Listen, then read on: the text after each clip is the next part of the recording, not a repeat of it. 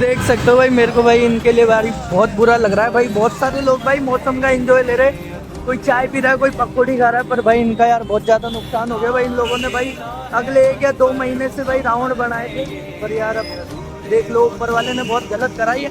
और रोडों पे देखो कितना पानी भर गया, आपको दिखाता हूँ मैं पूरा, आप टेंशन ना लो।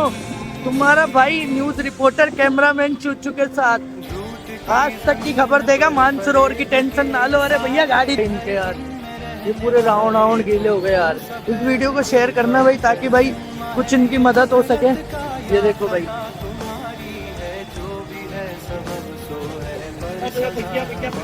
ये देखो भाई सारे राउंड भाई देखो कैसे डूब गए।